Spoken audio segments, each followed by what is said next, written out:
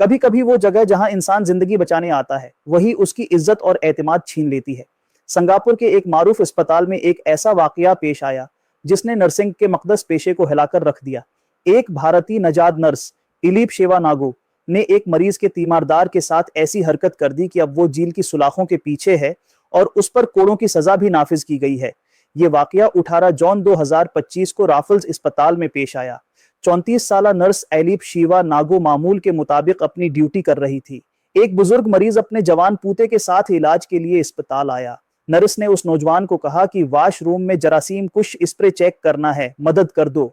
और जैसे ही वो अंदर गया, नर्स ने उसके साथ नाजीबा हरकत की। नौजवान सकते में आ गया। वो फौरन बाहर निकला, अपने दादा के पास गया और सारी बात बता दी। बुजुर्ग ने फौरन अस्पताल इंतजामिया को इत्तला दी। इंतजामिया ने फौरी कार्रवाई करते हुए नर्स को नौकरी से बर्खास्त कर दिया और पुलिस को रिपोर्ट कर दी।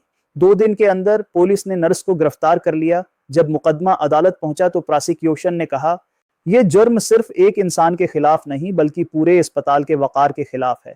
ऐसे जुर्म के लिए सख्त तरीन सजा जरूरी है ताकि ये दूसरों के लिए मिसाल बने।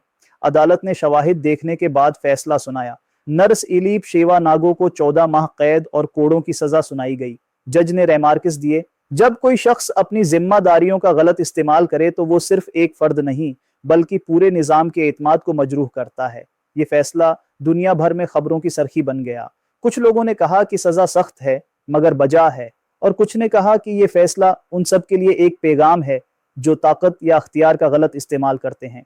आखिर में इस वाकये ने एक सबक दिया कि किसी भी पेशे में इज्जत सिर्फ डगरी या वर्दी से नहीं मिलती बल्कि किरदार और अखलाक से मिलती है। अगर आप एतिमाद तोड़ेंगे तो कानून जरूर पकड़ेगा, क्योंकि इंसाफ देर से सही मगर होता जरूर है।